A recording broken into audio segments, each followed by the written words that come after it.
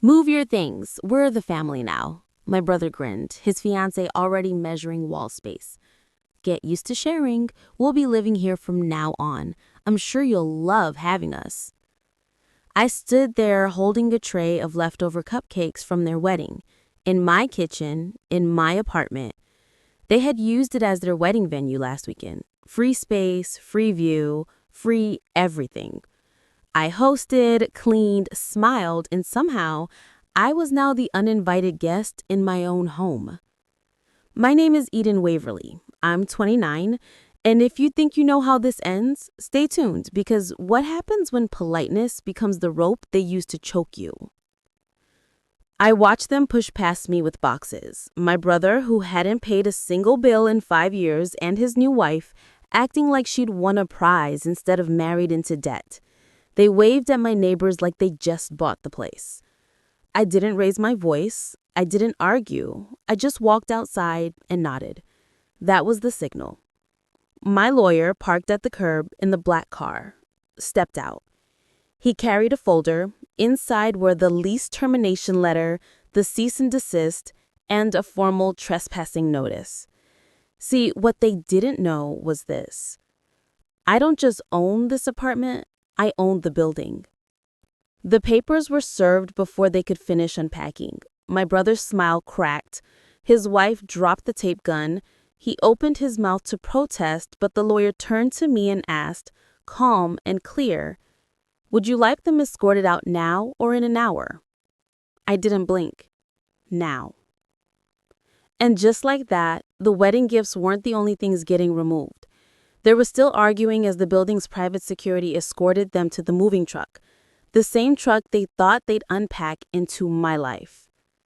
My brother kept shouting, "You can't be serious, we're family." His wife hissed under her breath, "She's bluffing, she's always been dramatic." But the papers weren't a bluff. They were notarized, filed, enforceable.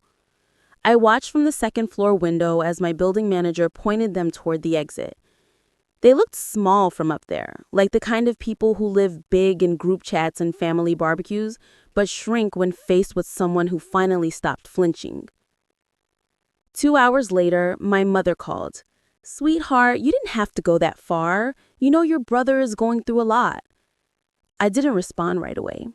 She continued, "He thought it would be nice to live close. He's newly married. You should be happy for him." "He thought he could steal my home," I said softly. "That's not closeness. That's entitlement." She exhaled sharply. "Don't turn this into a drama." Drama? I bit back a laugh. For years, I had played the easy daughter, the helper, the one who gave in, paid for Dad's dental surgery, helped my brother cover rent, hosted every Easter, every Christmas, and now, when I finally said no, I was dramatic. But I wasn't mad. No, I was awake. Because sometimes peace doesn't come with forgiveness. It comes with locked doors and legal signatures. And for the first time, I didn't feel guilty for choosing myself. The group chat lit up that night like fireworks. Sister-in-law, some people think money makes them better than family. Sad. Mom, she always thought she was smarter than the rest of us. Guess she's proving it. Uncle Ron, wasn't that apartment given to her in the will? That's family property. Family property. No, it was my investment, my sweat, my late nights, my side gigs stacked on top of a full-time job to buy this building before I turned 28. No help, no handouts. I watched them type lie after lie, all while sipping tea in the penthouse unit. The irony? They only loved this building after seeing the wedding photos on social media. Now it was ours. I didn't respond, but I did forward screenshots to my lawyer just in case they tried something stupid. And stupid came quickly. The next morning, my brother showed up again, this time with our mother. She rang the bell like she was ordering brunch. When I opened the door, she said sweetly, "We just want to talk, honey." Behind her, my brother was holding a stack of mail. That means it's shared space, technically. I didn't flinch. Instead, I stepped outside and closed the door behind me. Any further contact without an appointment will be treated as harassment, I said calmly, holding up the printed notice. You've both been legally informed. My brother's face turned red. My mother's jaw clenched, and for the first time in my life, they had nothing left to say. They backed off, at least publicly. But passive aggression doesn't need a front door. The family chat became a shrine of sarcasm, memes about ungrateful daughters, quotes like, "Money is temporary, blood is forever," and photos of my brother's new apartment with captions like, "Not as fancy, but at least it's built on love." I stayed silent. Silence is a weapon they don't understand. Until one message broke the rhythm. Dad. A voice note. He never texted, never defended me. But this time, his voice crackled through. You went too far, kid. That apartment could have brought us closer together. Instead, you've divided this family. Are you proud of that? Proud? No. Exhausted. I sat alone in my living room, a sunset spilling gold across the hardwood floors. The same floors I refinished myself, the same kitchen I tiled by hand after a 12-hour shift. They saw a building. I saw survival. Years of saying yes just to be allowed a seat at a table I helped build. Now they were mad because I built a new table and locked the doors. That night, I drafted a message. Not for revenge, for truth. To anyone who thinks I owe them space, time, or property, ask yourself when you last offered me help without strings. You remember holidays I hosted, but forget who cleaned up after the children, who paid the bills when no one else could. I'm not angry. I'm done. I hit send and went for a walk. Behind me, my phone buzzed nonstop. But for once, I didn't need to read it, because I already knew. A silence that speaks truth is louder than any screaming room. The fallout was immediate. Uncle Ron left the chat. My cousin Sarah texted privately, "You're so brave. I wish I could do what you did." But the rest? They did what people always do when control slips away. They rewrote the story. Now I was mentally unstable, ungrateful, even possessed by bitterness. They didn't just want my apartment. They wanted the version of me who would hand it over with a smile and bake a pie after. The version who laughed at being used. That version no longer existed. But I didn't gloat. I got busy. I scheduled an inspection, updated all the building's locks, installed security cameras, motion lights, new signage, and legally posted a notice. Private property. Trespassers will be prosecuted. Then I got an email from a reporter. She'd seen my public message making waves in a local community forum. Apparently, other women were commenting. Same thing happened to me. I thought I was crazy until I read this. You're not alone. The reporter asked for an interview. I hesitated, then said yes. Not for fame, but for power. For every daughter who was told, "Give us everything, and if you ask for respect in return, we'll call you selfish." The article dropped on a Friday. Headline, "Not ungrateful, just done. How one woman took back her voice and her property." That same day, I got a call from a lawyer I didn't recognize. "Your family's been circulating rumors that you committed fraud to buy the apartment. Want help filing a defamation suit?" I smiled. I'd been silent long enough. Now they were going to learn. A boundary isn't disrespectful. It's the start of self-respect. I didn't sue. Not yet. Because lawsuits give them a stage, and I wasn't offering tickets to my pain anymore. But I did file a cease and desist through the very lawyer they mocked years ago when I said I wanted legal protection for my apartment. Funny how quickly silence becomes credibility when it's printed on official stationery. The gossip slowed, but one person didn't stop. My brother. He sent a long message, 4 paragraphs, guilt masquerading as love. "You know I didn't mean to hurt you. I was trying to build something. I thought we could share. You have more than enough. Can't we be family again?" Family? They always dangle that word like a shiny fishing hook. But I was done swallowing barbed bait. I didn't reply.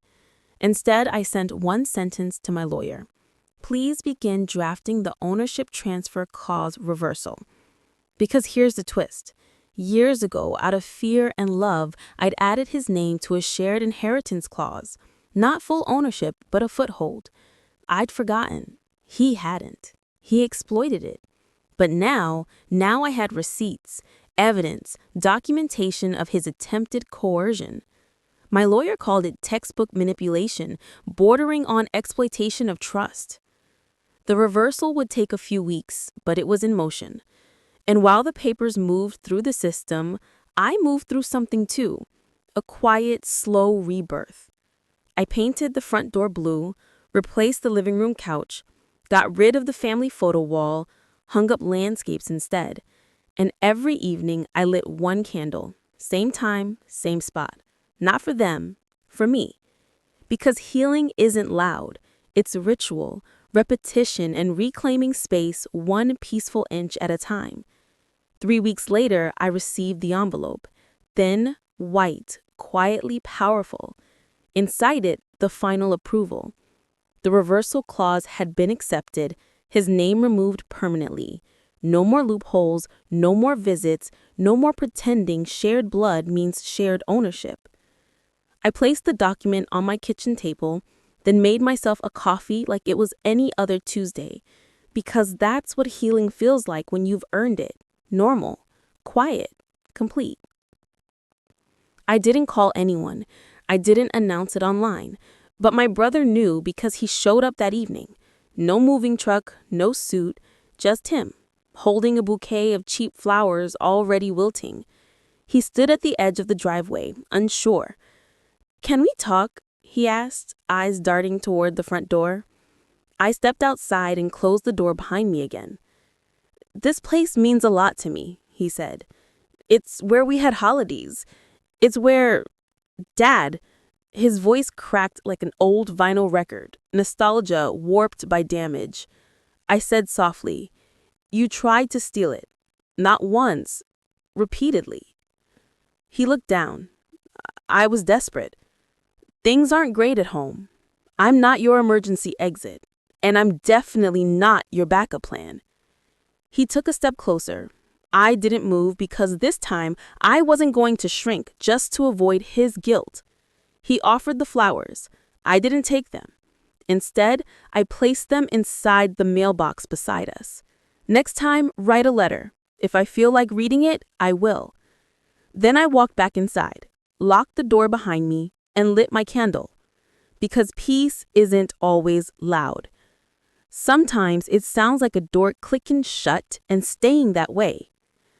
The next morning, I opened the blinds and let the light flood the apartment. My apartment. Every inch of it was earned, not just through documents and lawyers, but through boundaries no one thought I'd ever enforce. I stood in the living room where he'd once rolled in that oversized suitcase like he owned the place. Now it was quiet, still, mine. I watered the plant near the window, the one Mom gave me years ago and forgot she had. It had survived 3 repottings, 2 droughts, and 1 near-death winter. Somehow it still bloomed, kind of like me. Later that afternoon, I passed by the mailbox and noticed the flowers were gone, but a note had replaced them. "I'm sorry, you were right, I was wrong. Jay." No excuses, no manipulation, just 6 words. Enough. Not closure, but a beginning. I didn't reply because closure doesn't always mean reopening the conversation. Sometimes it's choosing peace over performance, dignity over drama. That night, I sat on the balcony, watching the city breathe beneath me. My neighbor's wind chime swayed like it always did, soft and regular. I'd never noticed how peaceful it sounded before. For years, I was the family's doormat in heels, smiling, bending, accommodating, but now I live in a home with locks I trust, walls I own, and silence that doesn't hurt. My story isn't revenge, it's reclamation, not because I shut them out, but because I finally let myself in. The last door they slammed was the first door I truly closed, and that's where healing began.